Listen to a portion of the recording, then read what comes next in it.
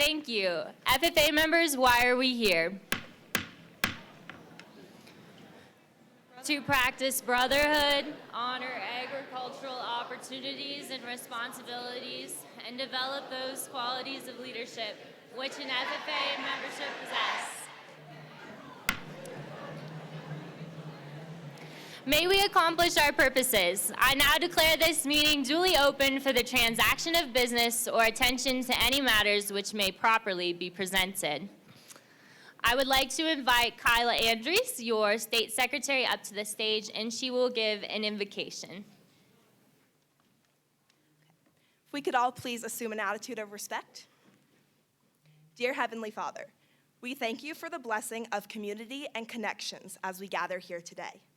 Thank you for the wonderful meal, the agriculturists that grew it, the hands that prepared it, and those that protect us while we eat it. Please look over us this weekend as we connect, grow, and learn. In your name we pray, amen.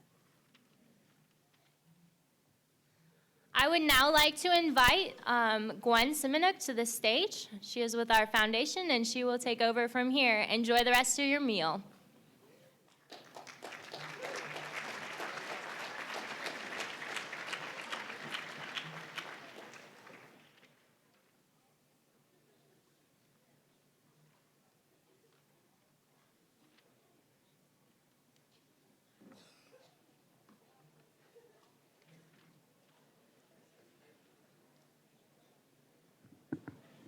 Well, good evening, Montana FFA, and welcome to the 8th Annual John Deere Ag Expo.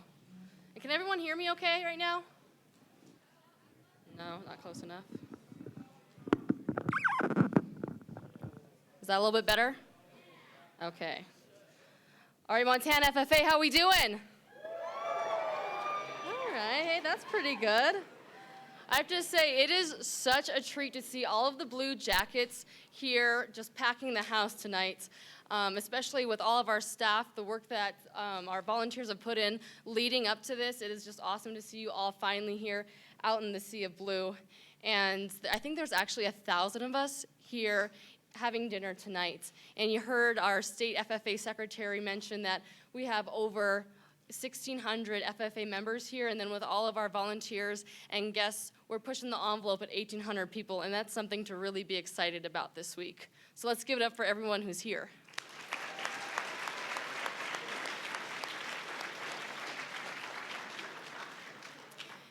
In fact, when we're thinking about some of the preparations that we had to do leading up to this event, some of our staff had a lot of meetings with parking services on campus to make sure we could adjust all of our traffic flow for the road construction that's out front on Grant Street.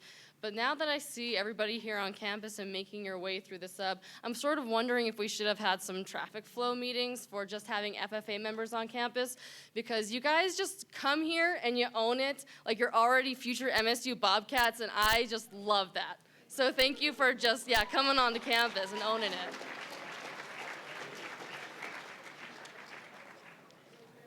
Actually, is there a way we can turn up the house lights a little bit to get a better view of the crowd? Awesome. Okay, now there's the sea of blue. So since I can see everybody now, show of hands, how many of y'all went to the National FFA Convention a couple weeks ago in Indianapolis? All right, that was pretty awesome, right? That's actually quite a few of you. So you're saying you took school off a couple weeks ago to go to National FFA Convention, and now you're here, and you still haven't been kicked out of school or anything for missing too much school? Apparently. So, thanks, Kat. She gets my humor. So, I mean, to me, that's kind of an indication that you have some pretty awesome ag teachers out there who are just busting their backs to make sure that they're investing in your success by getting you to these FFA events to make sure that you're going to reach your potential as a leader in the FFA. So at this point in time, I would like to ask all of the FFA advisors to stand up and be recognized. And FFA members, make sure that your teachers aren't being shy.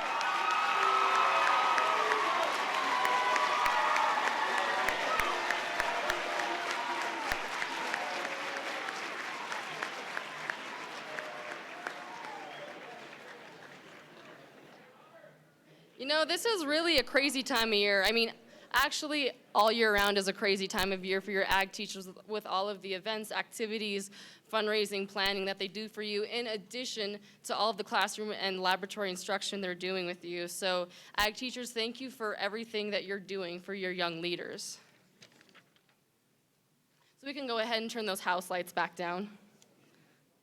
So like Caroline said, my name is Gwen Simonek, and I'm your Executive Director for the Montana FFA Foundation.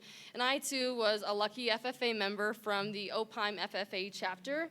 And that's right, I see you guys in the back. Air 5, okay. And I had a couple of rock star FFA advisors when I was in high school who, without question, made a very significant impact in my life and allowed me to grow through the organization and really impacted my chosen career path. And I loved every minute of being in the FFA, so much so that I decided to come here to pursue a degree in agricultural education at Montana State to become an ag teacher. But interestingly enough, I was almost not in the FFA. So my family actually ranched north of the border in Canada, and I didn't go to school in Montana until I was about in middle school. So in Canada, there's really no equivalent to the FFA. There's no sort of program like this. In the North Country, there's no FFC or FFCA, if you still have your accent. And had I not chosen to come to school in Montana, I would have missed out on experiencing the greatest leadership development and career preparation organization there is. Moreover, my FFA advisors were the ones who pushed me headfirst into the FFA to get the most out of it. So FFA members, I have a challenge for you this week, and it's a 3-part challenge. First, you need to assume the character of a sponge. So when I say assume the character of a sponge, I don't really mean that, any of you smell bad for riding on the bus down here, although, if that's your situation, we are in close proximity, so you should probably take care of that, Be courteous for your neighbor. But what I actually mean by this is you should soak up every opportunity that you have here because you have such a limited time here with all of the competitions you're doing in the career fair and just meeting some of your peers here. It's a lot, but try and get as much out of this opportunity as you can. 2, try to talk to your FFA advisor on your drive home and share your best moment from the Ag Expo with them. And 3, thank your FFA advisor because without them, that moment would have never happened. So I think it's time to hear from the person who made this entire event come together to provide these magic moments. Catherine Taylor is our new Programs and Office Manager at the Montana FFA Foundation, and in addition to putting up with my not-so-witty banter at the office, she has been running the ship the entire week and has done a remarkable job doing so, planning, implementing, and executing the Ag Expo. And what's more is she is only 3 months into the job right now. So if you need to ask anyone about how to become a sponge, I think she's going to be having a sponge one-on-one seminar later this week if you want to join in on that. So let's welcome your event planning extraordinaire and my co-host to the stage by showing her how excited we are for the John Deere Ag Expo this week.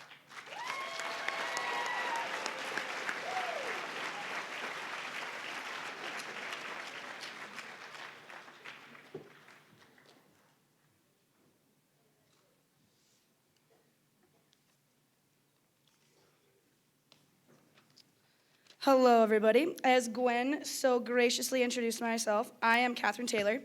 A little bit about myself. I am originally from San Luis Obispo, California, so don't go hating on me too bad. I know that I'm not a native from here. Growing up, I was pretty active in 4-H.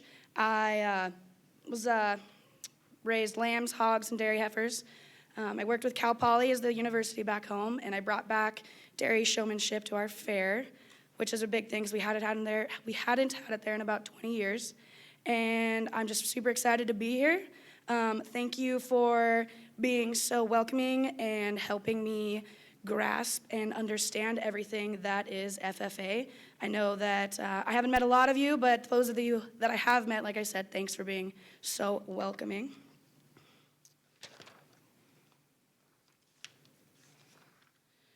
So, the Montana FFA Foundation is proud to offer this event and to partner with MSU and the John Deere dealers from across the state. Members, as you compete, the next couple of days and visit this great campus, I know that you will uphold the FFA's reputation as well as being excellent guests. Take advantage of the workshops, career fair, and tours that I have made available to you. You will certainly benefit from them. FFA members, if you see someone older than you, they are probably supporters of the FFA who are here as volunteers and have taken time of their busy schedule to support you. Take the time to thank them personally and consider stopping by the registration booth, which is right outside these doors, and come by and write a thank you note to personally thank them. It takes many hands to put on an event this size, and as our interns play a key role in the success of the John Deere Ag Expo, let's welcome those individuals to the stage.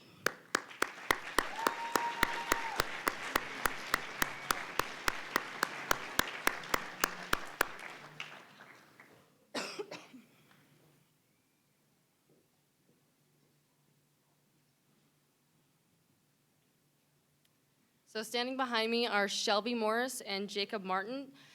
Shelby has been serving as our operations and events coordinator for the past year and a half, but has also been an integral cog in the Montana FFA for much longer as both a volunteer and a state FFA officer.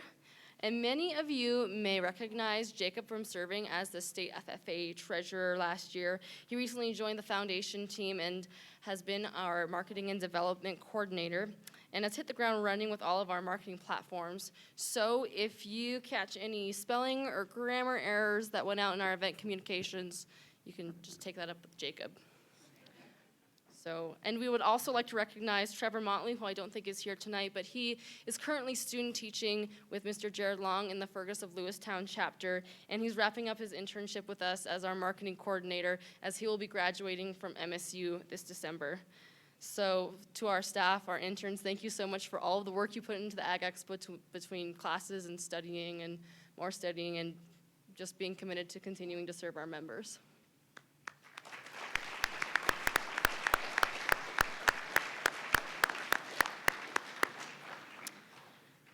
Tonight, we are excited to hear from several outstanding individuals who share your passion for agriculture and leadership. These folks who truly believe that our best future as an industry, state, and country depend on people like you who are willing to get your hands dirty and are ready to actively lead. One individual who is passionate about agriculture and supporting all of you is Kurt Robbins, our Montana FFA Foundation Board President. Kurt has served on the Foundation Board for several years and continuously strives to guide our organization to strengthen our support for FFA members. Kurt's dedication to the FFA led him to be a recipient of the Honorary American FFA degree in 2017, and we are so fortunate to have his leadership in our organization. Please help me in welcoming Kurt to the stage.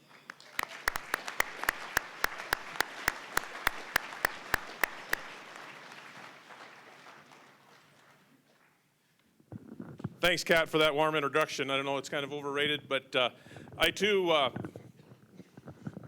where's this thing broke? There. Like Kat said, I do share a passion. I wore the blue jacket for several years, came from the Stillwater Valley chapter. I see them sitting right down here. And I was also served as your state president in 1983-84. So it's always been my privilege to be part of the FFA. I learned so much, and it has given me so much back that I just think that by being here and in carrying capacity, but I don't do it alone. There's a board of directors here that deserve a lot of credit as well, with all the passions and the time that they put in away from their jobs and times to make it valuable for FFA members. Our staff, I want to personally thank all of our staff. They work very, very hard on events like this and the different things that just keep FFA stewards out there for us. So with that, it's hard to believe that 8 years ago we started this J-Day to where it started to where it has grown is just immense. And I've been fortunate enough to watch that growth. And because of that, we've now become one of the largest youth gatherings in the Northwest. So give yourselves a round of applause for that. That is a big accomplishment.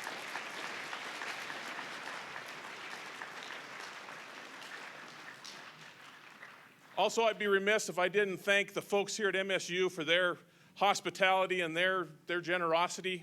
If you see somebody with an MSU badge or something on, thank them, because they are giving you this facility at no charge. They're preparing the meals. They've opened their doors to you. So please respect it. And if you see those people, just say thank you, because it is truly a great organization, and our partnership with MSU continues to grow. And I just want to personally thank them and the College of Ag for all of their support as we go forward. So with that, I'm not going to take much more time, but welcome and enjoy your time here. Just embrace in all of the different things that are available to you.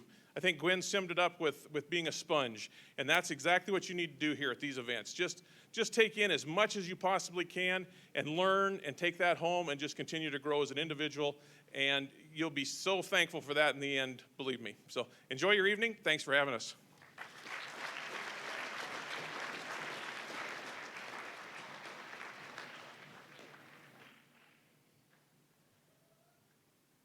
Thanks, Kurt, for your empowering and uplifting words and everything you do for the Montana FFA Foundation and for our members. So let's move on to a few individuals who want to welcome you to J-Day and are excited to see so much blue and gold dominating the campus. First of all, I'd like to introduce to you Dr. Shrikala Bajwa, the Vice President, Dean, and Director of the College of Agriculture. And some of you might remember Dr. Bajwa from our state FFA convention this past spring over in Schroyer. And this was actually Dr. Bajwa's first experience with the Montana FFA. And she just loved it so much and thought you guys were so cool that she begged to be a part of this John Deere Ag Expo. So, as our land-grant institution, Montana State University is a fundamental partner in every sector of the agricultural economy and a major supporter of FFA and all of you future Bobcats, right? Okay. That was not as good as I was hoping, but at least you said something, so that's good. So much of this relationship is driven by the leadership here at MSU, and they continue to allow us to use Strand Union Building facilities for the John Deere Ag Expo at no cost. So we will now hear from one of our champions for agriculture. Let's give a warm blue and gold Bobcat welcome to the stage.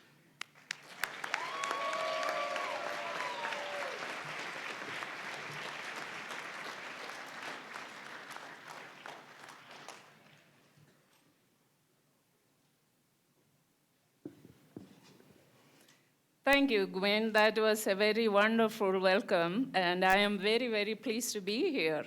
Good evening. A little bit more gusto there. Good evening. That is very good. It is my pleasure to be here welcoming you, all of you, the future farmers of America, the ag teachers, and there are many more guests here, all of you to MSU and Bozeman. And I want to particularly extend that welcome on behalf of my Ag and Technology Education Department. They are the ones who are very closely involved with FFA. I know some of the faculty are there. Would you stand up? Give them an applause.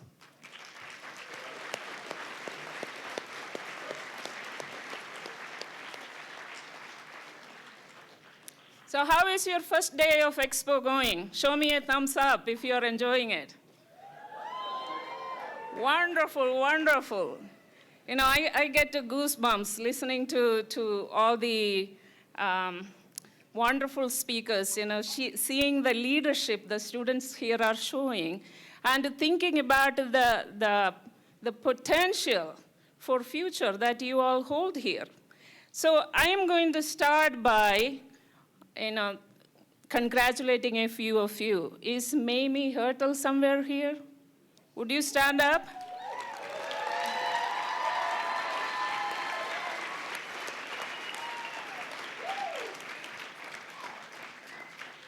Mamie is from Moore, and she became the first woman or first girl from Montana to become a national FFA vice president for the Central Region. Great work, Mamie.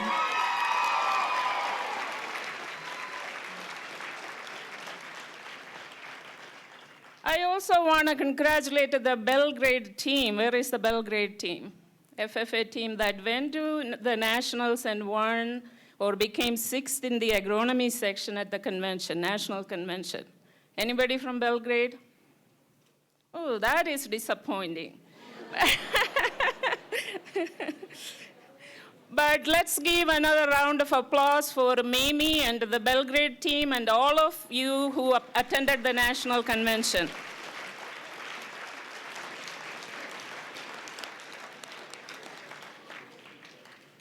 As Gwyn said, Gwyn, you did a great job. Usually people have a very hard time saying my name, so thank you.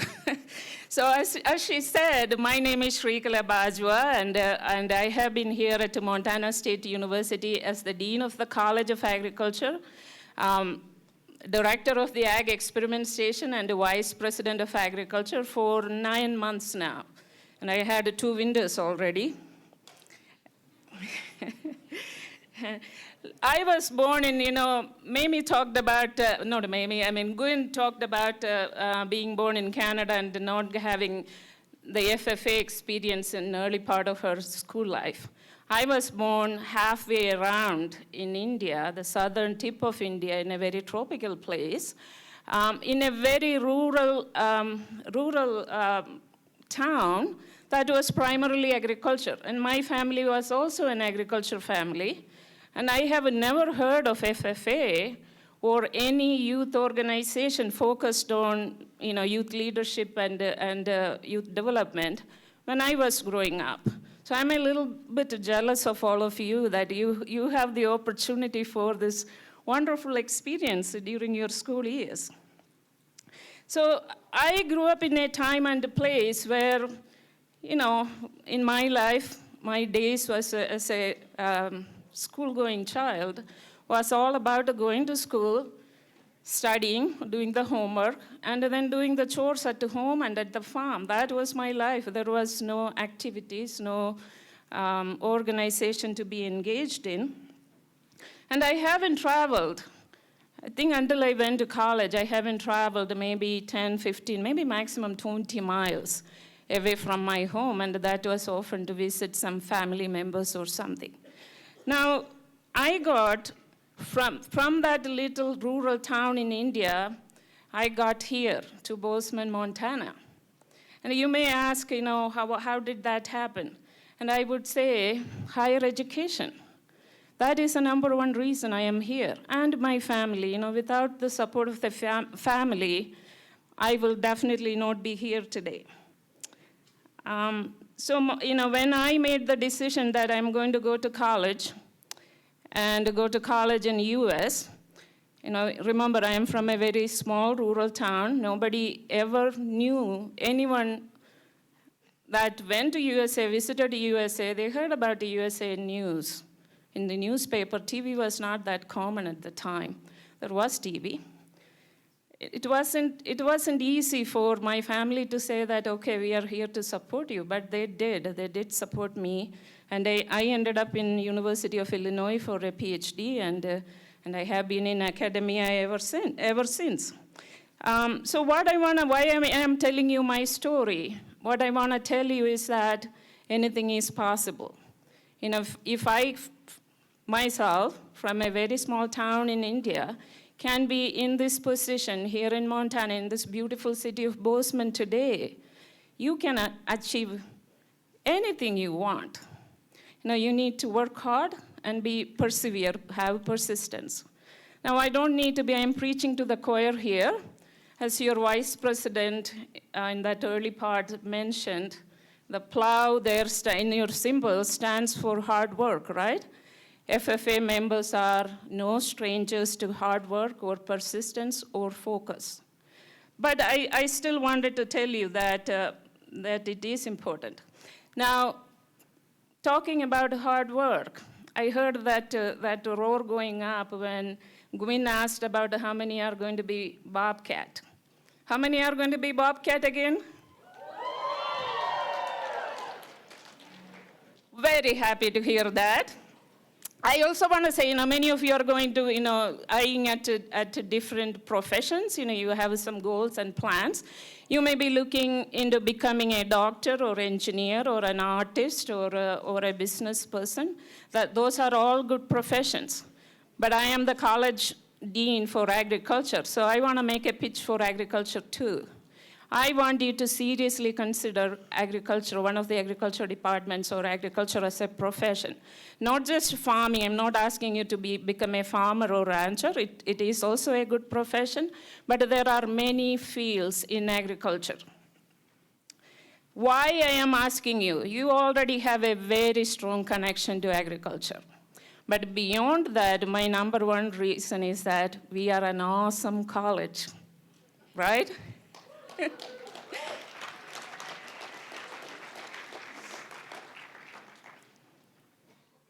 We are an awesome college, no doubt about it. We have a college full of faculty members who work very hard to educate you, who are dedicated, faculty and staff who are dedicated to educating our students and finding solutions to the problem that our state faces through research and education. And beyond that, that's my number one reason. My second reason is that somebody mentioned here about feeding the people, the farmers, our prayer, thank the farmers for producing the food that fed us all today. And we are in the profession, in the College of Agriculture, we are in the profession of feeding the world. And we all have to eat, right? And remember that our world population is growing so fast. We will have 2 billion more people to feed in another 30 years. And plus, there is currently over 33,000 jobs open in this country in the field of agriculture that requires a bachelor's degree or more. Okay? So we are facing, as a generation, we are facing some very big challenges, how we are going to feed the people and how we are going to maintain our natural resources and environment so people can have a healthy life. And our College of Agriculture is engaged in preparing students to address those challenges. And you may think that our college has, so I'm examining the students who are already in our college, but those who are not there yet, you may think that our college is only about agriculture. We have 15 or 12 different undergraduate programs and 25 options under those programs. Programs ranging from the traditional agriculture field. I'm sure you're all familiar with our agricultural education program. There is agriculture education, technology education, plant science, animal science, range science. But if you are interested in more natural resources and environment, we have environmental science, we have cell biology and neuroscience, ag business, applied economics. We have a bunch of fields that touches everything in the nature, I should say, producing the food and protecting the environment and looking at the health of the people. So look into, while you are here or when you get back, look into the programs that we have. If you have an interest in agriculture or environment or natural resources or human health, I am sure you will be able to find something that interests you. And also the fact that we are continuously trying to prepare our students for the employments that you will go into when you graduate by providing our education is very hands-on. You're not just learning the theory, but you are also learning to do things with your hands or learning the skills that you will need when you get out there. And we have a very good students to teacher ratio of 19:1. That means you have a very good access to your professors. You can walk in and talk to your professors no matter what questions you have. You also have many student clubs. I tell all my students, or I used to tell all my students, that when you come out of a program, all the students have the same technical knowledge, right? They all learn the same courses. What sets you apart is your soft skills. You are already ahead of everyone else in your soft skills because of FFA. But there are also more than 20 student clubs in our college, including the collegiate FFA. So please consider our college and the degrees offered through our college when you are looking at college, okay? And I also want to say that in a FFA, Future Farmers of America, I would call you future leaders of America. It's very important for our state and our country. We are in a time, and it's only getting worse, where there is this rift or this conflict between rural and urban population, particularly, some of the urban population, thinking that agriculture is all bad, right? And people thinking that the food comes from grocery store and you don't need to have any agriculture to feed the people. And so I want you to be the vanguards of agriculture, going out there, no matter what field you go into, you become engineer or doctor or business person, spreading that message. We cannot survive without agriculture. And there are all kind of opportunities. Particularly I was talking to the person sitting next to me here. In our ag education field, I look at the students who are there. There is a disproportionately large number of students who are leaders in our college and in our university, and they are all came through FFA program. So they go into, and again, I was talking to Andy here, she want to go on to work for FSA, the Foreign Service in Agriculture. So you go into all different fields, but I encourage you to, no matter what field you go into, I encourage you to take that message and spread that message that, we need to feed the people. We need people with the full belly to have peace in the country, peace in our society. We have unrest, but, if people are hungry, it will only get worse. So with that, I want to thank you again for giving this opportunity to come and address you all. And I hope a very good time here at MSU. If you have a chance, visit one of the departments and see what they have to offer if you pick that department or a program in that department as an option. And once again, I want to welcome you all to our beautiful campus. And I really love seeing the blue and gold. Thank you.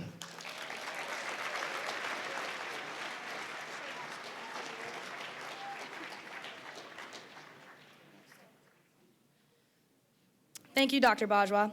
We greatly appreciate MSU's partnership in continuing to host this event. Please accept this token of appreciation on behalf of the Montana FFA Foundation.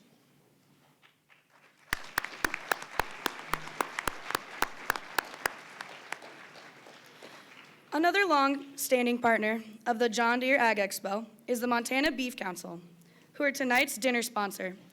Do we have any beef producers in the house tonight?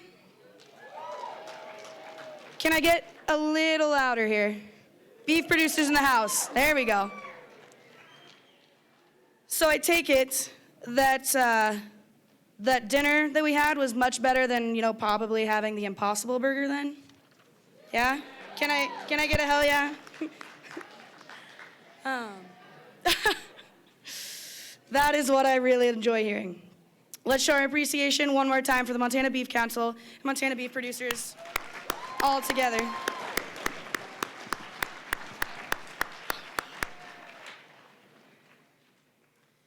This year, we are proud to recognize our other event partners who have helped to support the new leadership development opportunities for all of you while you're here, as well as enhancing our current programs like the Montana Leadership Conference and the Premier Leadership Conference.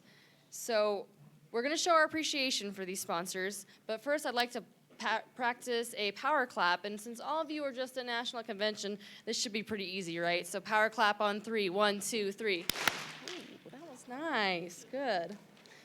All right, so this year's leadership development sponsors for the John Deere Ag Expo are the Montana Farm Bureau Foundation, the Gilhousen Family Foundation, Trail West Bank, and Montana Rail Link.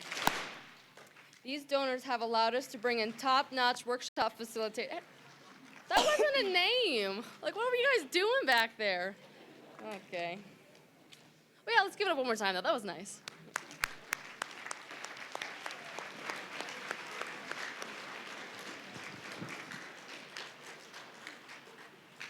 So these donors have allowed us to bring in top-notch workshop facilitators and tools for you to take back to your home communities and make a positive impact there.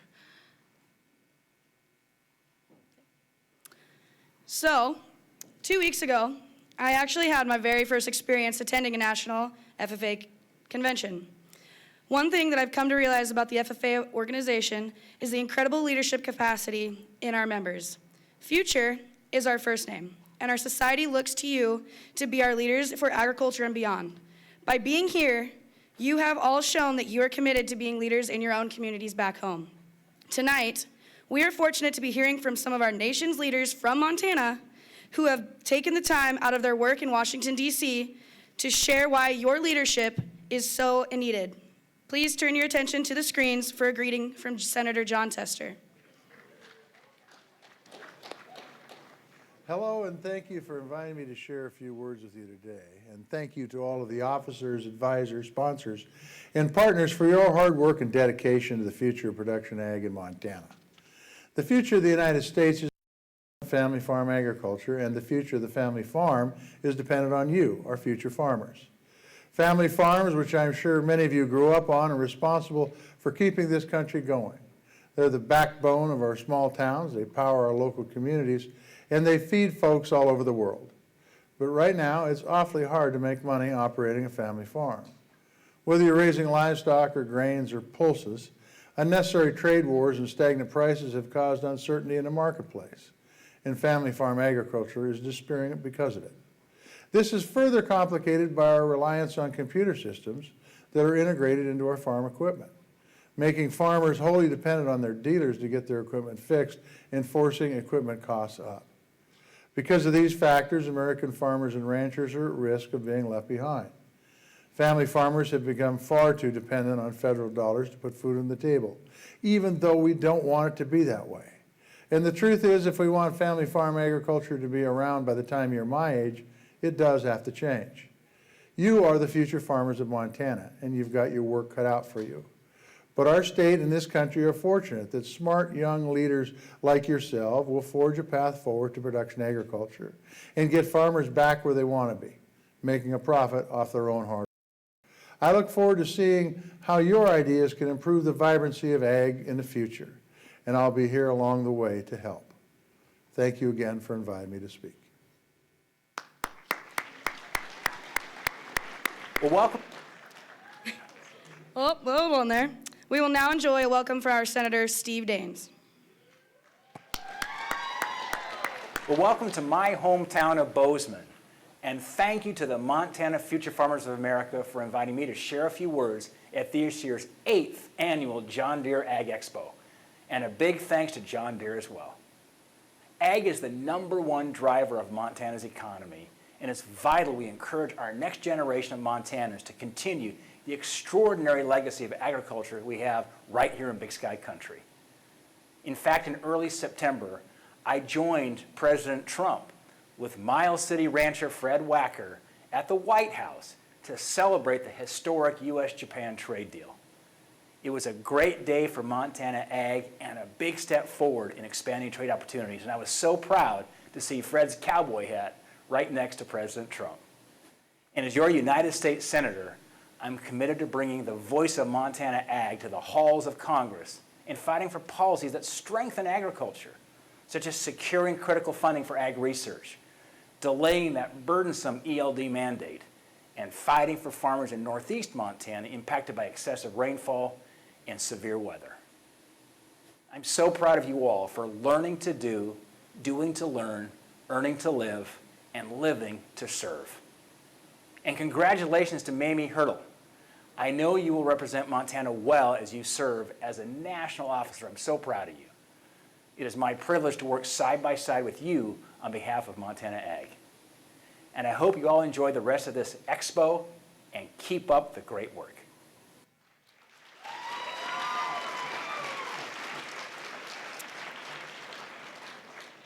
And finally, Congressman Gianforte has also prepared a special message for our organization.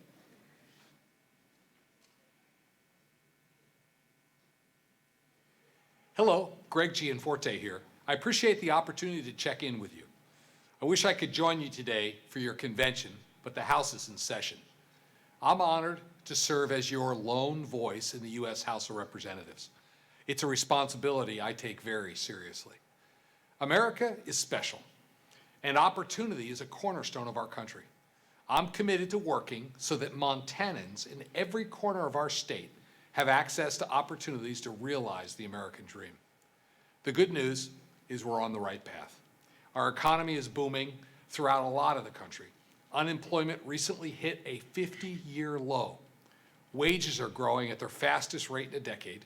Optimism is on the rise, opportunities are growing, and the American dream is within greater reach for more Montanans. While the economy is improving for many Americans, we have to make sure the rising tide lifts farmers and ranchers too. I'll continue to stand with our farmers and ranchers, and you.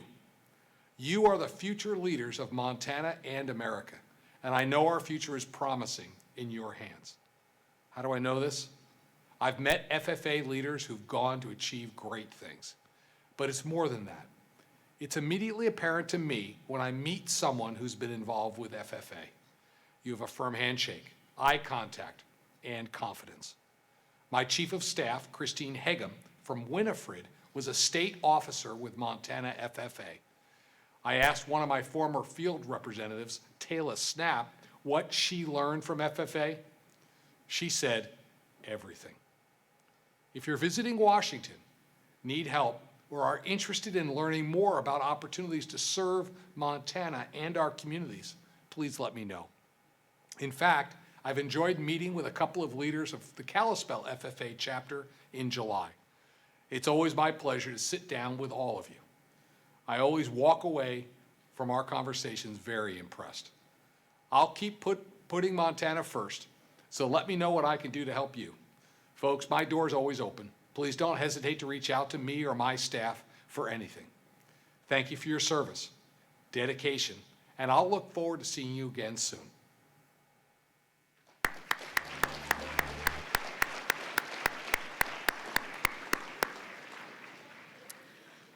While future is our first name, this doesn't imply that FFA members need to wait to become leaders.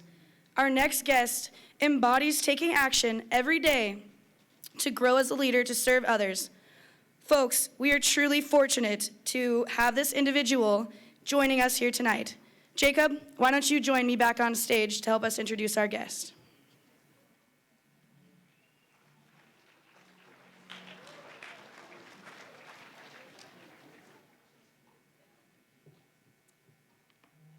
One time at an FFA conference, I met some girl.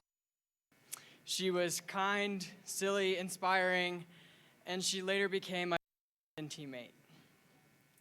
90% of the time, you can find her listening to Taylor Swift, watching Facebook videos about prison reform, or you can find her in the Taco Bell drive-thru ordering 2 cheesy gordita crunches with a Baja Blast. Now, I should mention that 2019, as we all know, marks 50 years of women in FFA. And I can't think of a better way for our state association to celebrate this milestone than by cheering on our first female national officer.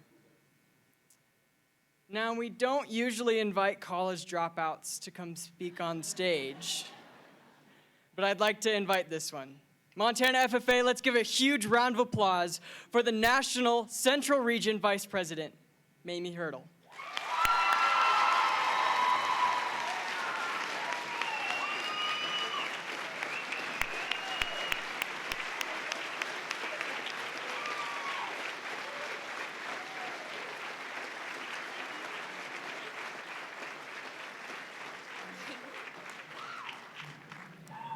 Thank you, Jacob. And hello, everyone.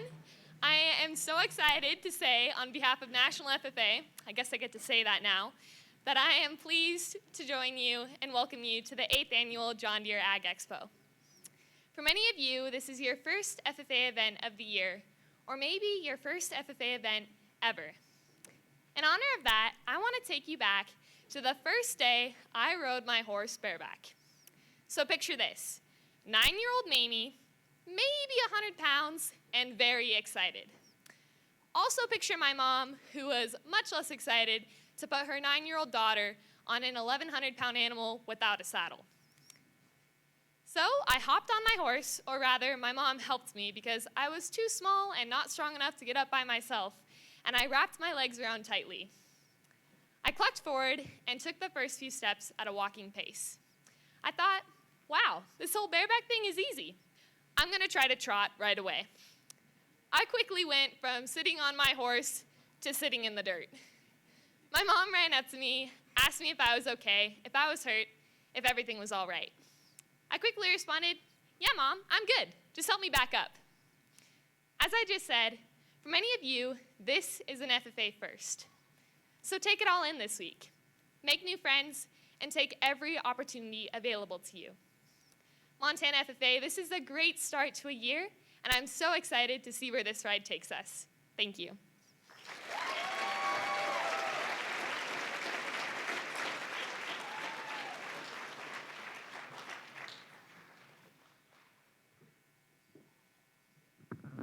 Well, maybe it has been such a pleasure to have you here with us tonight before we lose you for the rest of the year. And we're so excited to see what you'll do in this next year. I might switch microphones. Can we hear me on this? Can we hear me now? Okay, that works better. I just wanted to say that your commitment as a leader is nothing short of outstanding. And it's been really fun to watch you even before your achievement, and we're so proud of what you've done. And personally watching you go through our Gold Conference and then serve as our state secretary and impact so many students, it's been really humbling and just a joy to watch you do that. And it's really cool to be able to say we can share you with the rest of the 700,000 members that you now lead. So we are so excited to watch you in your year of service as a National FFA officer. And we do have a small token of appreciation for all you've done for Montana FFA. So consider this a small piece of home when you're far away from home.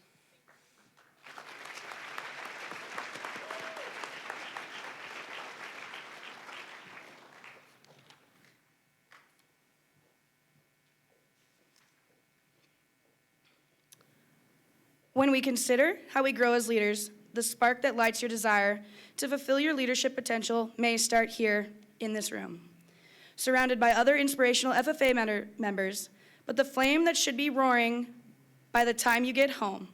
Your path to becoming a leader and serving your community may not be clear to you yet, but there are so many great starting points on the path to becoming a leader. As a special project of the Montana FFA Foundation, we've been talking to FFA members across the state and their parents about their role of their supervised agricultural experiences and how their projects have impacted their FFA experience.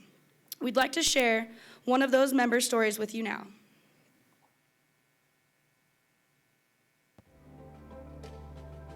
I'm Cole Taylor, and these are my parents, Jay Taylor and Nikki Taylor. And I received an SAE grant for beekeeping. The beekeeping grant was really helpful in getting my SAE started, and without it, I don't think I could have done it. To really elevate my FFA, I wanted to have a good, solid SAE, and additional SAEs that I could think of, they didn't really fit with my lifestyle, so that really limited my choices as to what I could do. But then I decided beekeeping. I was researching things to do, and beekeeping popped because beekeeping, it's an art that I had no previous knowledge of. To start, I just wanted to start small, kind of an experiment to see if I'd like it, to see if it'd work. It's gone well, it's gone really well, so hopefully next year I can buy maybe 2 or 3 more hives. The role of bees in ecosystems are critical. They provide the pollination. A lot of farmers around here, they plant canola or flax, even hayfields with alfalfa and whatnot. It really helps to have bees there to pollinate. The most challenging thing I'd have to say was probably the beginning. I'd done all the planning, done all the research, and before I was like, yeah, I can do this, it'll be good. But then get the phone call, the bees are coming in, it's just, uh-oh, here we go, it's starting. The first night that he got the call that the bees were gonna be here, it was our assembly night, and so he had to figure out how to get the bees and the assembly done because he had to go to it. But then all just fell into place. The most interesting thing about my project and surprising thing would be just how bees operate and how they're just so self-oriented. They know what they're going to do. They have the instincts, and they do it. It's amazing how bees work. I think he's really developed a sense of planning and some initiative, and really took it upon himself. He doesn't ask us for any help, really. He's managed the SAE grant money on his own, and he's managed to keep everything lined out. I've never been in an organization that really allows you to open up, be yourself, and take the risks like FFA does. I'll always look back at my FFA experiences with a warm heart. Hello, and thank you for inviting me to share a few words with you today. And Kat, your voice kind of dropped there for a minute.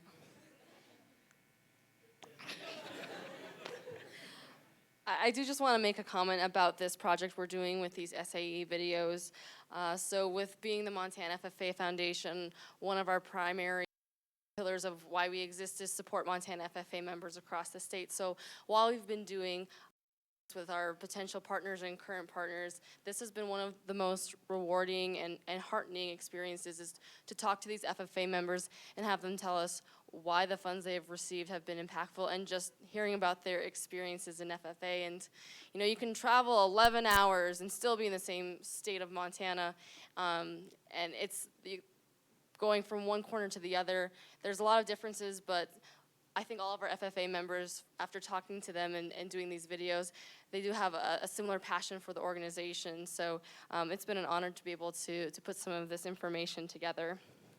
And it's also really exciting to hear from a lot of our leaders across the state as well. So now that we're all back here in this room, we'll focus our attention here. And there are countless individuals who have been working to execute this event. We've talked about a few of our staff, but I'd also like to recognize some of these individuals here at MSU and some of our other volunteers. So we're gonna start doing power claps again as we move through these names. So if anyone who is on this list is here tonight, please stand to be recognized after we give a power clap after each name. MSU Parking Services, Cassie Bame. MSU Conference Staff and Planning Extraordinaire, Ryan Richer. MSU Director of the Strand Union Building, Butch Damberger. MSU Catering, Catherine Bartlett. Resident MSU Tech and AV Wizard, Jonathan Dove. Montana FFA Association State Advisor, lover of Cliff Bars and poultry enthusiast, Jim Rose. Our State FFA Officer Team, Caroline, Lucas, Isaac, Emily, Andy, Anna, Kyla, and Andrew. All of our John Deere Ag Expo coordinators, all of our contest volunteers, and our Montana FFA Foundation board members, Kurt Robbins, Scott Aspenleiter, Mark Sinard, Belinda Darlington, Jack Larson, Jay Meyer, Bill Jimerson, and Rick Miller. Okay, that was real good at the end. That was nice. Yeah, give yourselves a round of applause there. That was really nice. And most importantly, and last but not least, we would all like to welcome the John Deere dealers and supporters who make this event possible. Ken Wheeler and Jim Moody with Frontline Ag Solutions, and those that are unable to join us tonight, our partners at CMB Operations.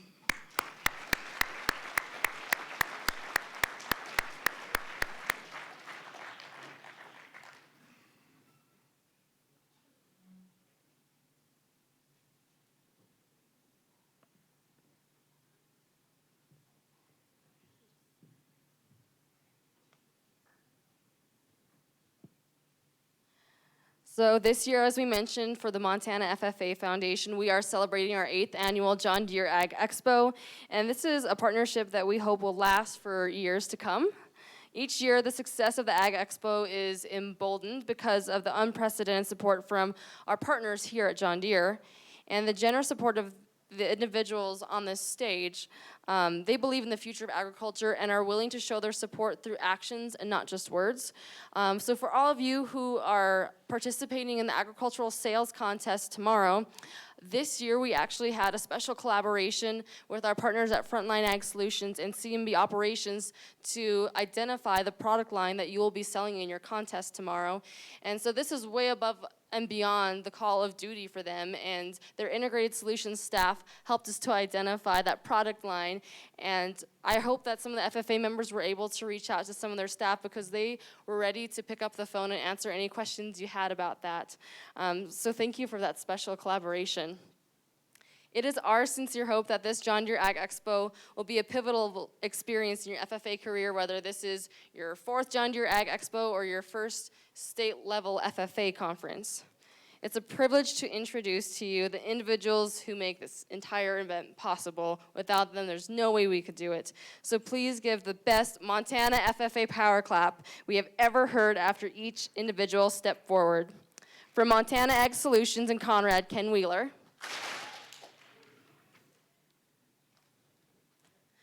From Frontline Ag Solutions in Lewistown, Jim Moody.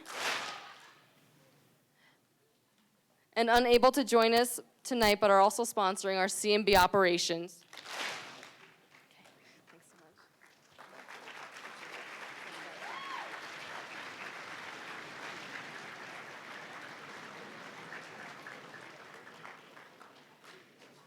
Thank you again to our donors and all of our special guests who are able to be with us here tonight. And that includes Dr. Tracy Dewar, who is the Associate Dean of the MSU College of Agriculture. And we also have, let's do a power clap after those, okay. Got that one down.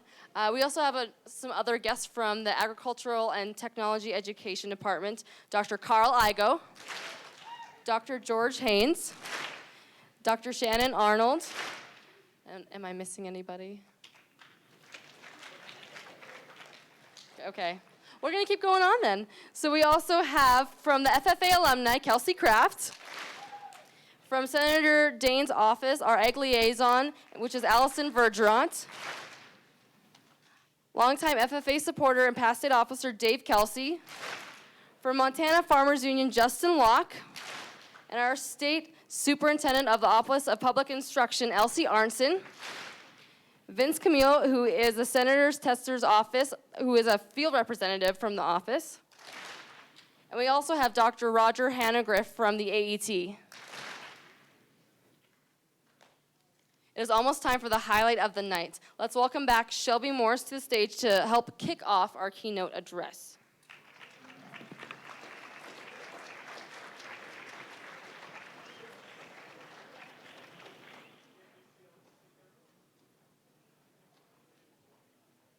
Hello, everybody. It's my pleasure to welcome a very special guest with us tonight. Joining us from Oregon, past National FFA Western Region Vice President, and tonight's keynote speaker, Jason Wetzler.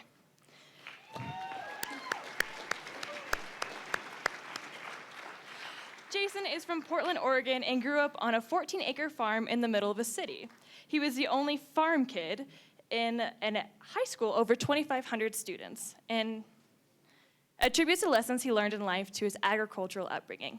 After graduating from Oklahoma State University, he has been an Uber driver, a trivia jockey, pig farmer, blueberry slinger, farmer's marketer, substitute teacher, and a cattleman's pharmaceutical salesman. But his favorite job is the one that he has now, being a speaker and a trainer. Everywhere he goes, and with everything he does, Jason has one goal: to make the lives of other people better. Jason is an up-and-coming name in the world of leadership development, having worked with individuals in over 40 states, China, and Japan. He has built a reputation as a successful facilitator, speaker, and leadership expert. He's a self-proclaimed nerd, larger-than-life storyteller, and is Grandma Dorothy's biggest fan. When he's not working, he loves CrossFit, traveling internationally, taking Lucy and Finn to the dog park, and creating something new with his family and friends. Without further ado, help me in welcoming to the stage the guest we've all been waiting for to hear from, Jason Wetzler. Give it up for, hey, can y'all hear me okay? Give it up for Shelby one time. Keep the noise going for her. Hey, keep the noise going if you're a Bobcat fan. let's let the noise die down if you're a Grizz fan. Yeah, just stay silent. I heard there's a game. Is there a game happening in a week from now? Yeah, y'all are lucky it's actually a rivalry. In Oregon, I lived in Oklahoma, I went to Oklahoma State, and I lived in Tennessee for the past two years, and they're like, oh, you're from Oregon, you're a Duck fan. They don't even know that Oregon State exists, you know what I mean? If you're west of, or east of the Mississippi, you don't know it exists. But hey, I'm gonna set my stuff down real quick. I don't write my speeches down, but I make little bullet points because I get sidetracked real easy. I'm at real ADHD, and so keep me on track, yell at me if I get too off focus. But I've been back to Montana once since the first time I came here. The first time I came here was one of the strangest and best experiences of my life. I had a chance to go to y'all's state FFA convention. Raise your hand if you have been to state FFA convention. You're an FFA member. Raise your hand if you have not been. If you're going to go, okay. You are in for a treat. I also had not been to Montana State Convention. I'm from Oregon originally, and I was traveling here, and I was a guest, and I went into one of the sessions, and the first session I actually had to be able to, a chance to like sit down and watch and relax, and I'm sitting down, and all of a sudden, there's like speakers and kind of a usual program, and all of a sudden, a grown man, like 50 years old, comes riding out on a miniature tractor with his knees to his chin. Another grown man starts singing a country song, and another grown man starts hurling meat sticks into the audience. That is not normal, okay? That is not, like literally, a young man next to me, he got so excited, he jumped up like a dolphin out of water and just smack right in the face, meat stick. He was pumped. They weren't even wrapped, like, anyways. There's some people sitting like, I don't understand what his big deal is. We love beef jerky, man. Anyways, that happened for like a full Jason Aldean song, and I'll never listen to Jason Aldean the same again. Anyways, I hope no one throws jerky at me while I'm on stage. But I'm really excited to be back in Montana. I got the call a couple months ago to come speak, and I was ecstatic. I wish y'all would invite me to an event in July, but we can talk about that later. It's actually not that cold out. It's really nice. I just completed a 40-hour drive in a U-Haul with 2 dogs and my girlfriend, Jonelle, from Tennessee to, yep, she gets cheers. I never do, I know. She's way prettier than me. Anyways, from Tennessee all the way to Portland, Oregon, 40 hours. Man, it was an event, and then I flew here today. That happened. Got in last night, flew here this morning. I'm excited to be here. We've been sitting a while. How many people are competitive people in this room? Competition drives you. Yeah, me too. I'm so competitive. I'll be at the self-checkout at the grocery store. I'll make eye contact with an 80-year-old woman and be like, it's on, Myrtle, and just start scanning stuff.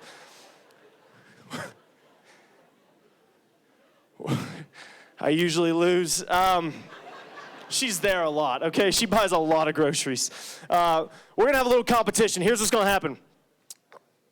Our team is our table, okay? So if there's some space between you and some other people, we'll fill that in a second, but our team is our table, and we're gonna get our hands a little warmed up for what's happening right after this. Here's what we need to do. Stand up right where you're at your table, nothing in your hands. Stand up right where you're at. If there are chairs between you and the people next to you, scoot towards them. Okay, if there are space between people next to you, scoot towards them, just at your table. There you go. Everyone,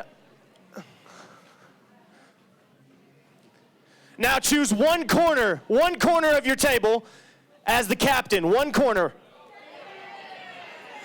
Everyone's like, the person that's always selected never wants to be the captain. That's Denton.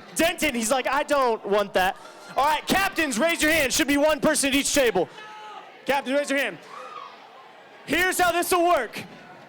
Captains, you will start what I call a high five train. It will go from one end of your table all the way down to the other end. The first table done will be the winners. Now, here's how I know you're gonna win. Say yeehaw if you've been to a Bobcat football game. Now, everyone do your best impression of the sound they make when they get a first down. That sounds like a dying weed eater. All right, so when your table finishes, you gotta pay attention. When your table finishes, your entire table is gonna make that "Row" sound. All right, captains, hands in the air. On your mark. Get set. Go.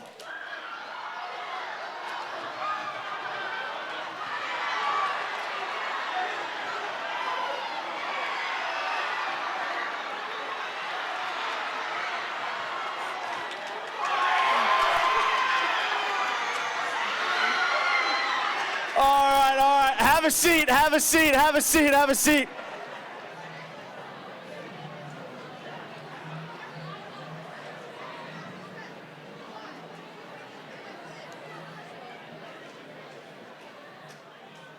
All right,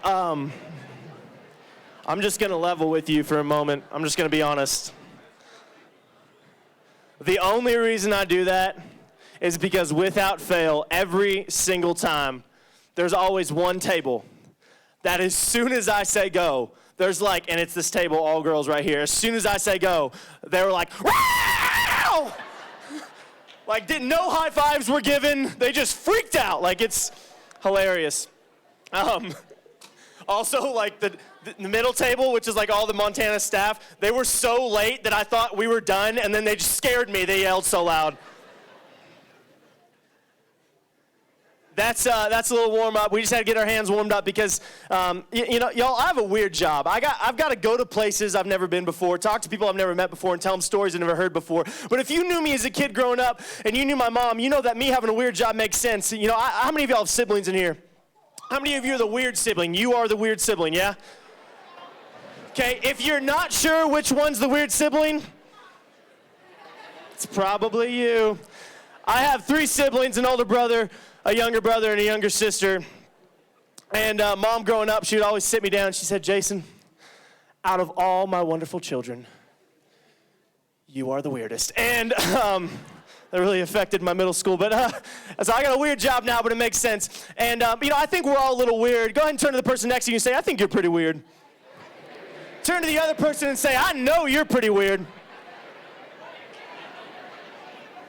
Now, one thing you might not have known is that we all have something weird in common.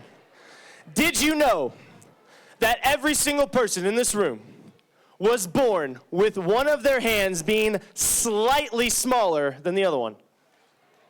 Now, you can't just put your hands up and like, oh, okay. No, all right, here's why I wear shirts with pockets. Boom. Okay, here. It's not gonna work. All right, here's what we gotta do. The official hand measurement system. Everyone go ahead and look at the bottom of your palms. You'll see a line at the bottom of your palms, okay? Go ahead and line those lines up like this. Now bring your, like this. Now bring your wrists together. Now bring your hands together. And if you look at the tips of your middle fingers, you realize one of your hands is slightly larger than the other one. Yeah. All of you are weird. Take that larger hand, put it behind your back. We don't need it.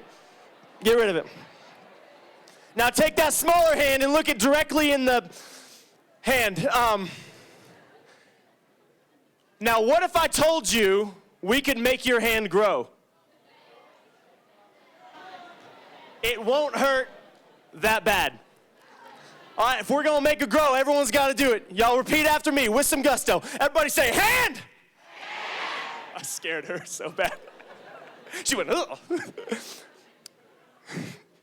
ADHD, okay. Hand. I want you to grow. I want you to be the biggest hand in the world. Way bigger than my other hand. You are the biggest hand. All right, it's getting weird. All right, let's measure it up. Let's see. Line those lines up, fingers together.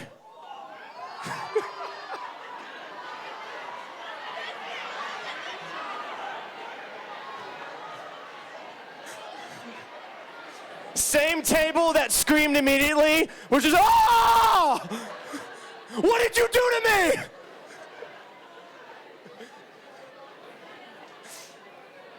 Don't worry, you're not gonna like see your mom at home and she'll be like, what happened to your hand? Like, it's not a noticeable difference.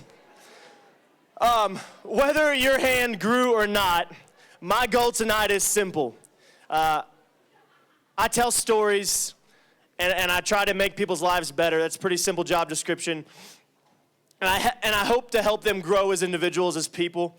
Now, I'll tell you this, you will not grow by listening to my speech tonight, okay? You will not grow and become a better person just sitting in this chair tonight. But my goal is to give you something, a tool that I use every day that you can go put into practice to become better. Tonight, I'm gonna talk about the power of questions. Now, you don't know what that means yet, but we'll get to it. But I believe questions that we ask ourselves and questions that we don't ask ourselves are powerful. They have power in our lives. They affect where we end up. And there's actually one person, I know we've clapped for her a lot tonight, but it's not nearly enough, that I want to bring on stage that has demonstrated what I'm going to talk about at an extremely high level. So everyone welcome back the first female national officer from the state of Montana, Mamie Hurdle. Get up here, Mamie.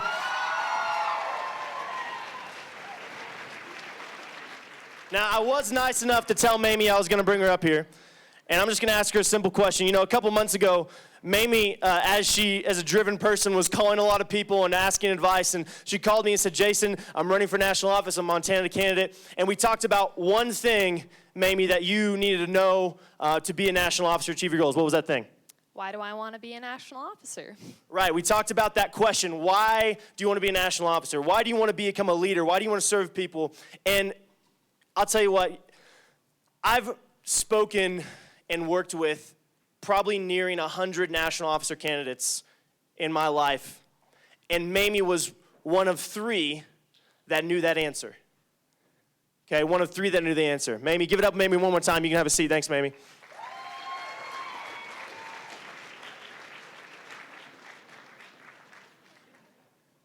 Mamie knew the power of questions and asking the right questions, being intentional with questions, and she's reaping the rewards for it now.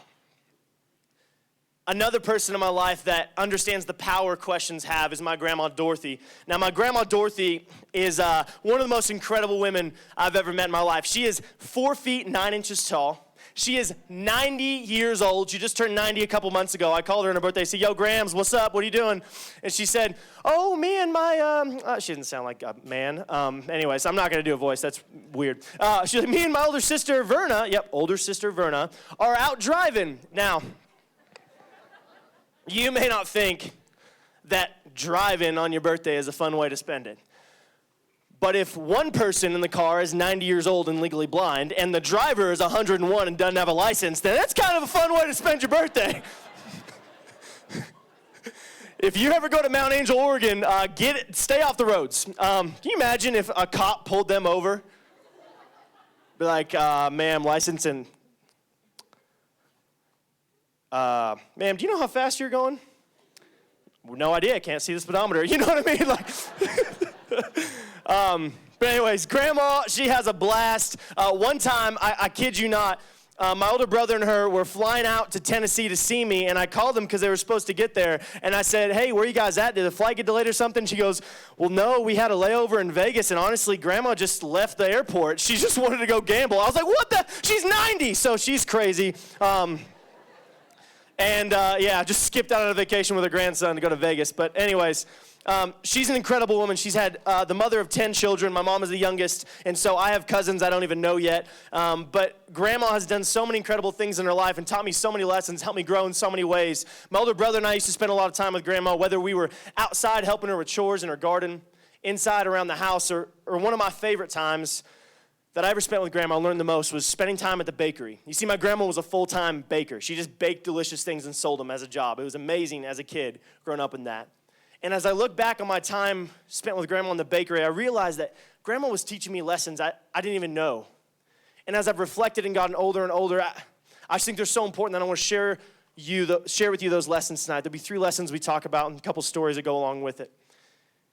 I remember, to kind of tell you a little bit more about the bakery, I remember Ben and I, one of the things that we could help out with at a young age, being 5 or 6, was deliveries with Grandpa. And so one time, it was around the holidays in this farm called Fur Point Farms. It was one of those farms that had like a pumpkin patch, and you could take little kids to and do the train ride and everything. They also had a retail store, and they sold my grandparents baked goods. They made an order that was extremely large because of the holiday season. My grandpa said, Ben and Jason, load up in the van and help me make this delivery. We go there, and we realized that the amount of pies that they had ordered was not going to fit in the usual storage area. So my grandpa led us back to the back of the retail store and opened this door, and it was kind of like a closet, just 3 walls and a door and a window, and it was empty. And he said, boys, put the extra pies in here on the floor, and no one will come, mess with them. And that was the entire set of instructions he gave a 5 and 6-year-old boy. So Ben and I devised a sophisticated, well thought out plan. Ben would go to the van and bring me a pie, and I would set it on the floor. That was the plan. So we start the plan. Ben brings me a pie, I set it on the floor, bring me pie, floor, pie, floor, pie, floor, pie, floor. And pretty soon we're getting a little further back, and so I'm like reaching a little bit, pie, floor, pie, floor. And then pretty soon he's a little out of reach, and so he's tossing the pies, and I'm catching them and putting on the floor, and he's tossing pies. And we get all the way done, 150 pies on the floor perfectly, no problem. Except now, we had a different problem. I look at Ben, and I say, what do we do? I'm trapped. And he said, don't move. I'll get Grandpa. What I should have done was nothing. What I did do was think maybe the holes in between the pies are just big enough for me to tiptoe my way out of here. And just as I was about to test the first hole between the pies, I hear my grandpa's voice almost in slow motion, Jason, no. And it caused me to fall just the slightest, and I stepped in a pie. Now, that would have been bad, but the pie was a berry pie, and it was real slippery, so I stepped in another pie, and Godzilla stomped my way out of the city of pies.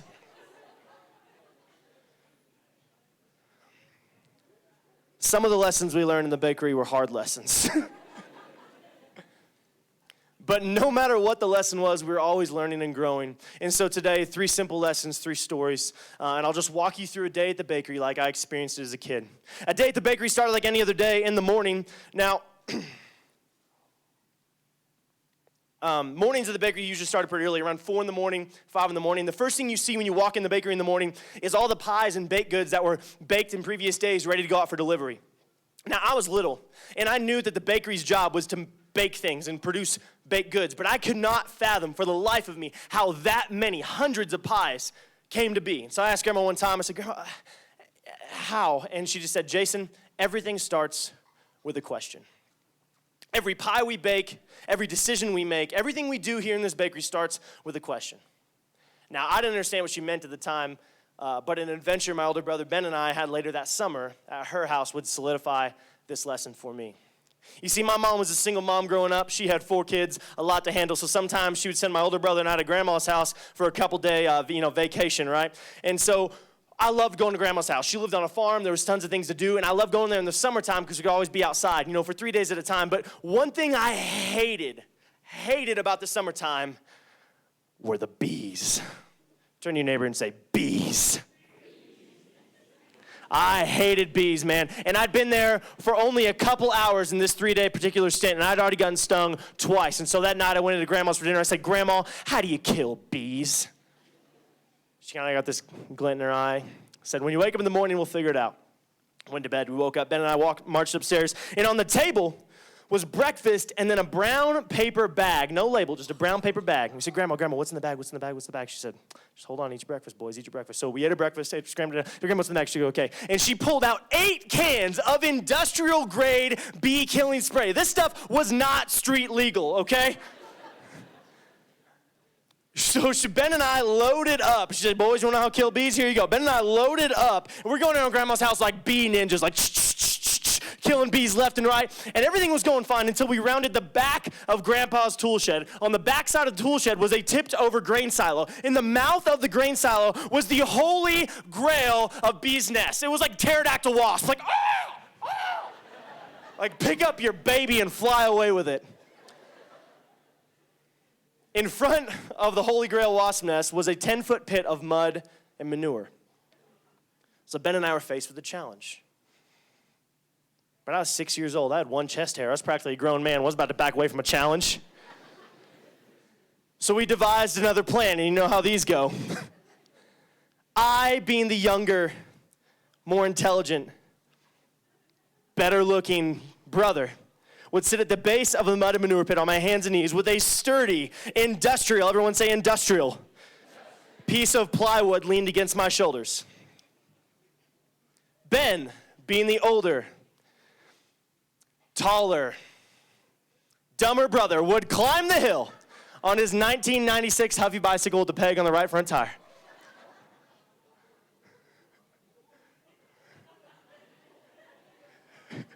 And this is how it was supposed to go. Ben would grasp the handlebars in one hand, a bee spray in the other. He would glide down the hill, float off the ramp, lose the bike in midair, grab another can of bee spray, kill the wasp, land on his feet, voila, job done. Why are you laughing? That is what was supposed to happen. So I take my position at the foot of the mud manure pit with a sturdy industrial, everyone say industrial, piece of plywood leaning against my shoulders. Ben climbs the hill on his 1996 Huffy bicycle with a peg on the right front tire, and he confidently grips the handlebars. He begins his descent, 5 miles an hour, going faster, 10 miles an hour, going speed up 20 miles an hour, top speed 23 miles an hour. Right before he hits the ramp, I bail. His front tire hits the corner of the ramp, sending him askew through the air. He didn't lose the bike, he lost the bee spray. And landed head first into the pterodactyl wasp nest. I know. I was there. I'm standing there like. So at that point, being the younger, smarter, better looking brother, I had a decision to make. What do I do? So I ran back to Grandma's house.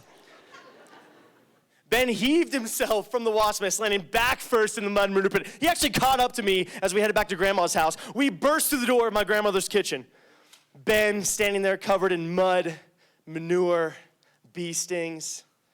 Me standing there flawless.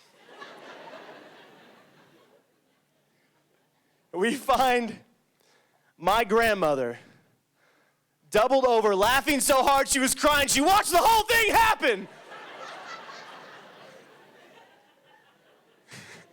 She finally composed herself enough, wiped a tear from her eye, and said, "Boys, you're supposed to kill the bees, not each other." Grandma says everything starts with a question. Ben and I asked a simple question: how do you kill bees? And it turned into one of the grandest adventures of our childhood. Now, not every question you ask is going to take you on a great adventure, but it will take you somewhere. Grandma and Grandpa didn't wake up at the bakery with hundreds of pies ready to sell. No, it started with intentional and purposeful questions. What am I good at? What do I want to be known for? What does the world need or want? You look around this room, the reason you're in a seat right now is because of a question you did or did not ask. How can I be a better leader? How can I be more involved in my organization? How can I skip school and hang out with my friends for a day? Now, you may be sitting there thinking, Jason, I don't really know what question brought me here. My ag teacher just kind of kicked me on the bus and said, "You're going." Hey, been there. Mom's an ag teacher. I get it. But it worries me a little bit. And here's why. Because if you're not in control of the questions that you're asking, you're not in control of the results that you're getting. If you're not in control of the questions you're asking, you're not in control of the results that you're getting. Every positive thing, every negative thing, every missed opportunity, every mission accomplished, every success and every failure can be traced back to a question we did or did not ask. You know, maybe sitting there thinking, okay, great, what do I do with that? Well, Grandma says everything starts with a question, so ask a question. You have a goal you want to accomplish? Start by asking a question. You have a skill you want to get better at. You have a competition you want to win. You have an officer position you want to get. If you have a boy or a girl you want to go on a date with, start by asking a question. Not right now. Some of y'all are like, I'm ready to put this into action. When Grandma says everything starts with a question, she means that every consequence of our life, every destination we arrive at, can be traced back to a question we did or did not ask. So what questions are you asking today? Are you asking any questions at all? Or are you just letting life take the reins and living on accident? Grandma says everything starts with a question, so ask a question. Now, the day at the bakery would continue into the afternoon. Grandma and Grandpa have been doing this for a while, so they had systems and processes in place, but that didn't mean there weren't mistakes. In fact, things happened all the time that were mistakes. And one of my favorite mistakes were what Grandma called the mess-ups. Now, the mess-ups, they happened in your grandma's kitchen and my grandma's kitchen. They happened at the bakery. They were simply pies or baked goods that didn't meet quality control, aka grandma's standards, that she would pull to the side and set on a very specific white counter at the front of the bakery. And they became my favorite thing because anyone working at the bakery got to split those over lunch. It was incredible. But as I look back, I realize that, those mess ups were not the end result Grandma was looking for. They were not the answer she was pursuing. They were simply a byproduct of pursuing that answer. And so I realized and learned from that sometimes the best things in life come not from the receiving of the answer we're looking for, but simply pursuing the answer itself. And there's one young man, a very special young man in my heart, that's taught me this more than anybody else. His name is Mikey.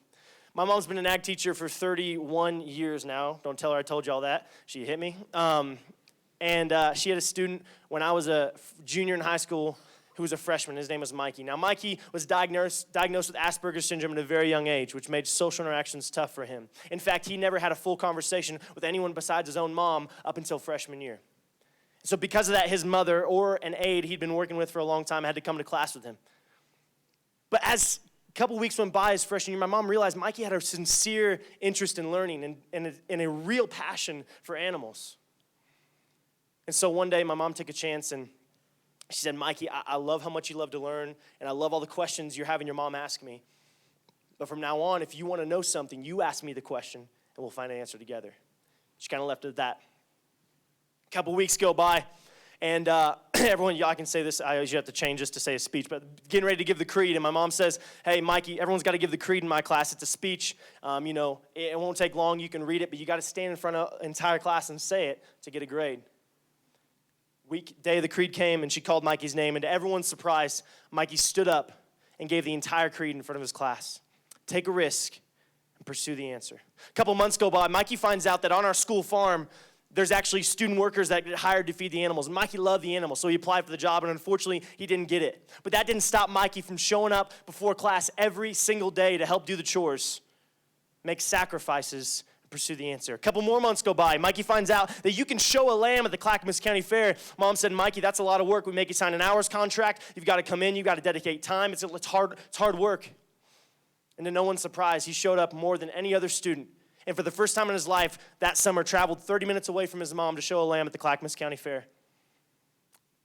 By the end of his sophomore year, it was no one's surprise when Mikey was awarded Member of the Year at our chapter banquet. But what happened a few weeks after that shocked everybody. It was the summertime, and my mom got a call from Mikey's mom, and she said, hey, it's about Mikey. Can I come talk to you? Mom said, sure. So I sit down in my mom's classroom. Mikey's mom said, well, we just went to the hospital, and, Mikey's been on medication for Asperger's syndrome his entire life. Mom said, yes, I know. And she goes, well, the doctors always told us, despite the harsh side effects and the costs associated with it, it's just a reality we're going to have to live with. Well, they ran some tests and did some diagnostics, and the doctor can't explain it, but he just told us that they cut Mikey's medication in half. Now, we can attribute Mikey's success to a lot of things, but as I look back, it's Mikey's desire to pursue answers to the questions he has in life that I think has helped him grow more than anything else. What does it mean to pursue an answer? Well, Mikey showed us, right? Take a risk. Make sacrifices. Work hard. And when we do those things, we can realize that the best things in life come not from the receiving of the answer we're looking for, but from the pursuit of the answer itself. What do I mean when I say best things? Well, when you get a grade on a paper that you've been really working hard for, it's not the grade. You're not going to remember your high school GPA. What you will remember is the time you intentionally stayed off Instagram so you could study. When you win a sports game, you're not going to remember how badly you beat your opponent. You'll remember the ridiculous dance you and your teammate did in the locker room afterwards and who you lined up to do at practice after practice after practice. The best things in life, it's when you go to a friend's house for dinner and it's not how good the mac and cheese is, although the mac and cheese is good. It's the fact that you got to eat dinner with a family because maybe that doesn't happen at your house. Mikey shows us that the best things in life come not from the receiving of the answer we're looking for, but from the pursuit of the answer itself. Grandma says everything starts with a question, so ask a question. And then realize that the best things in life come not from receiving of the answer, but from the pursuit of the answer itself. Ben and I, we loved our time at the bakery, but eventually our days at the bakery came to a close. Grandma and Grandpa just hurt his hip again, so he was disabled, and Grandma was legally blind and couldn't see, and so they had to sell the bakery. Now, even after 15 years of 1,000 pies a week, they'd only saved up enough money to support themselves financially for about 6 months. And so they were actually relying on the sale of the property and the building to support themselves financially. Well, they found themselves fortunate. They found a buyer. It was a friend. They sold it, and unfortunately, the man left town, resold the building, and never paid my grandparents. Now, I was little, but I remember a change in Grandma at the time. Remember, her patience began to wear thin and our relationship became frayed. And I think that Grandma was going through something that each of us have gone through as well, something I know I've experienced. I was 16 years old and I was showing my hog at the Clackamas County Fair, and I just got done, and I don't even remember the result, but I remember I was putting it away and I saw my older brother talking to a man I didn't recognize, a bald guy. And I kind of thought it was a member of the public asking about the livestock, and then pretty soon they started approaching us, and Ben said, "Hey, Jason, do you remember Dad?" You see, I told you my mom was a single mom, and so my dad was out of the picture for about 10 years of my life. And when he came back at that moment, all these questions that I'd asked my entire childhood came flooding back to me. Why weren't you there, Dad? Was the divorce my fault? These questions that I'd asked and searched and searched and searched for answers and never found an answer to. So fast forward a couple years, my dad and I had been trying to rebuild our relationship, and every conversation seemed to go the same way. We'd talk for a couple minutes, and then, we'd get frustrated, or he'd start apologizing, and I'd get upset, and we'd hang up. And then I went to a camp, and one of the topics was about forgiveness, and I remember asking one of my mentors, Kent, and I said, "Kent, how do I forgive someone if I've got these hard questions on my heart?" He said, "Jason, sometimes you just have to have the faith to accept the fact that the hardest questions in life simply don't have an answer." And I thought about that, and the next week, I remember I was home, and I'd gotten some bad Chinese food at a grocery store, and I was turning onto Sunnyside Road, and I got a call from my dad, and I answered, and just before the conversation took the usual turn, I just remember saying, "Dad, I forgive you. I don't need any answers." And at that moment, the weight of those questions I felt lifted off my shoulders.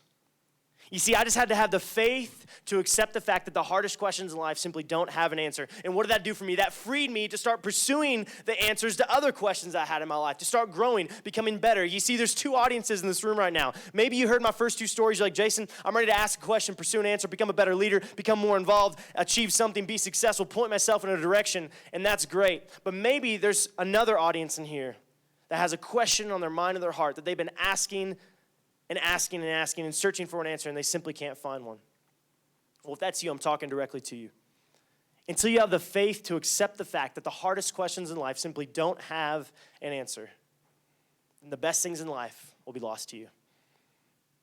I think Grandma was going through that at the time, and I asked her now, I said, "Grandma, did you ever figure out what happened?" She goes, "No, Jason, I didn't, and really it doesn't matter." We actually started rebuilding our relationship and baking again, and that became a big part of my childhood. And what's crazy, ladies and gentlemen, and I'll close with one more story. This wasn't even going to be a part of my speech, and I wrote this speech, and I called Grandma just to have a conversation like I do, and I told her what I was going to talk about, and I wanted to get the kind of a story. And I brought up, she said, "Jason, do you know how the bakery got started?" And I said, "No, actually, I'd never heard that story." So she told me about 10 years before you were born, 1982, your grandpa and I were having some troubles. Now, they were married 60 years, so it wasn't much, but they're having some troubles. And Grandma got so upset one night because they just lost the poultry processing plant to the agricultural depression. And she didn't know what to do, so she went to the chapel. She sat there in the middle of the night, and it was raining. And after a few hours, she just looked up and said, "What do I do?" She asked a question. I said, "Okay, Grandma, what happened next?" She goes, "Well, it's the craziest thing. At that time, your mom, my youngest child, was freshman in college, and after a summer, she was working at a place called Fur Point Farms. And Fur Point Farms wanted to open up a retail store. And so they knew my grandma had baked bread for her family, and they wanted to sell some bread, so they sent my mom. My mom said, hey, Mom, would you mind baking bread for Fur Point?" And Grandma was like, "I never really sold bread before. I don't know, but take a risk, pursue an answer." Started selling bread to Fur Point Farms. It was going well, and pretty soon it was going fine. They said, "Hey, would your mom actually bake some pies for us to go along with the bread?" And so they went to her and said, "Hey, Grandma, would you bake some pies?" And she said, "I'm already working pretty hard. I'm not sleeping very much. Make sacrifices, pursue an answer." And And around the holidays, they said, hey, we love some cinnamon rolls for Christmas. Could your grandma make it happen? Or could your mom make it happen? So you went and said, hey, Mom, would you make some cinnamon rolls? And she's like, I'm already maxing out the ovens, working 16-hour days. Work hard, pursue the answer. And after the first year, Grandma saved up enough money to buy one electric mixer. She'd been doing it all by hand. And year after year, she grew a little bit until Grandma and Grandpa were begging so much, like, hey, we got to get out of this kitchen. We got to start a bakery. So they bought a property in Newburgh, Oregon, and opened up their first bakery. The same bakery my brother and I spent so many cherished days in as children. It all started with one question. What do I do? Grandma pursued an answer. She took risks. She made sacrifices. She worked hard. So I'll close with this. If a bakery that supported a family financially, gave two young boys some of the best memories of their childhood, and is still being talked about 20 years after it closed down on a stage in Bozeman, Montana, was started with one question, then what questions are you asking today? Grandma says everything starts with a question. So ask a question and pursue the answer. God bless. Thank you guys very much.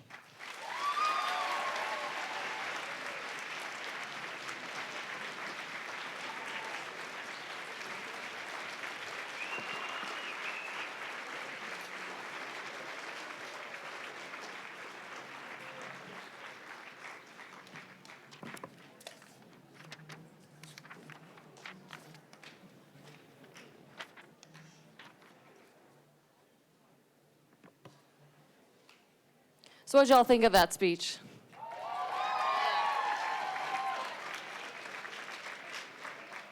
So Jason, thank you so much for being with us here in Montana tonight and for making the trip up here to enjoy our tropical weather and share some of those stories with us. And I think you have some awesome points that are really going to resonate with a lot of our FFA members here as they continue to go throughout the Ag Expo and think about some of those questions. So thank you so much for everything and being here tonight.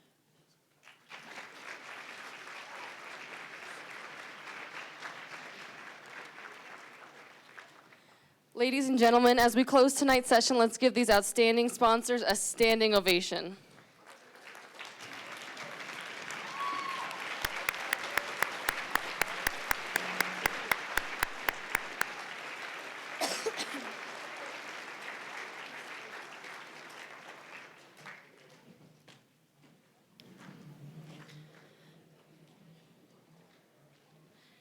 Thanks again to all of our supporters and guests that have been with us this evening, and for your time and support. It's truly appreciated. Before Gwen closes out our session, we have a few general housekeeping tips. The Montana State University Strand Union Building provides our facility space to host the John Deere Expo at no cost at all to us. Their staff enjoy hosting the FFA, and it is one of their favorite groups to have on campus. We hear this feedback every year, and so to show our appreciation to them and uphold our standards, there will be a few general housekeeping tips to keep in mind throughout the conference. Please do not block the sub halls.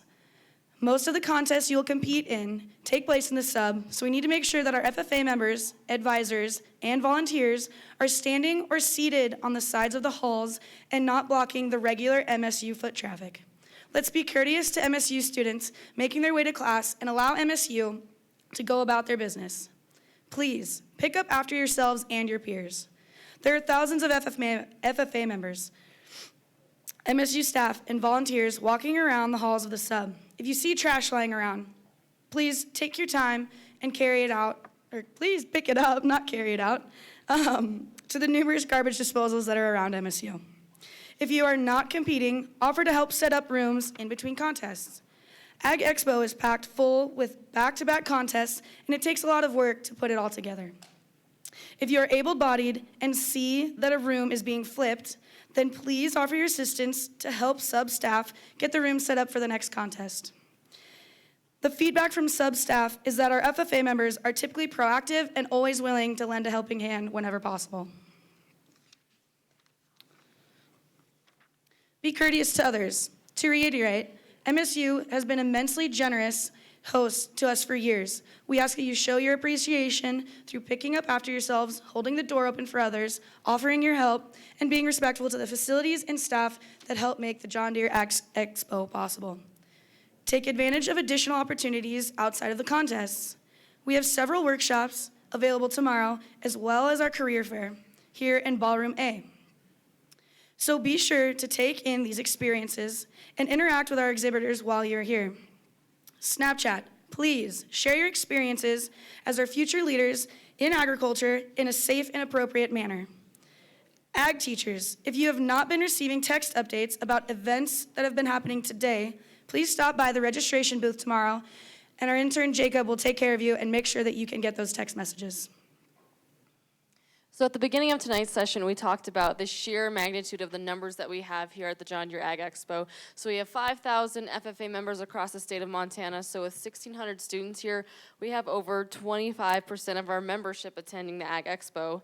You heard from our National FFA officer, Mamie Hurdle, who is going to be leading over 700,000 FFA members across America. So FFA is the largest career and technical student organization in the country, and we're talking about some huge numbers there, especially for a pretty high energy group like this. But I'd like to step back and take a look at the bigger picture. I ran across some statistics the other day from the National Center of Education Statistics, and across the country there are 16 million high school students in the country. So if you do the math, 700,000 FFA members out of 16 million high school students, that equates to an FFA representation in our nation's country of 4%. So like I said earlier, I was lucky to be an FFA member. I had this sort of serendipitous fortune of being able to be in that 4%, and it forever impacted my life. And I'm by no means trying to discredit any or any student who didn't have the opportunity to be an FFA member, but I think we need to identify these facts. You are a part of that 4%, and this is a very select group of students who have the resources and support to become the premier leaders that we say we are. So as you go out and become a sponge this week, I ask that you reflect on how important your role is as a leader. You've been given an incredible opportunity to have an ag teacher in your life and allow you to be a part of that 4% who can change the world in which you live. In fact, you all need to be leaders who will step up and make a positive impact in the world wherever you see need for it. We heard Jason talk about identifying what your question is. So if you are the 4%, then who else is going to step up if you don't? You might want to consider that. You might want to consider your special place as a leader when you talk to your FFA advisor about your best moment this week on your drive back home. So FFA members, as we conclude tonight's session, don't forget about the several workshop opportunities we have and the career fair going on tomorrow, and to try and interact with our guests and our special partners. So please refer to the programs for all the times and locations of these activities. Again, thank you to all who have attended this evening, and a special thanks to our special guests who are here with us as well. So enjoy the John Deere Ag Expo.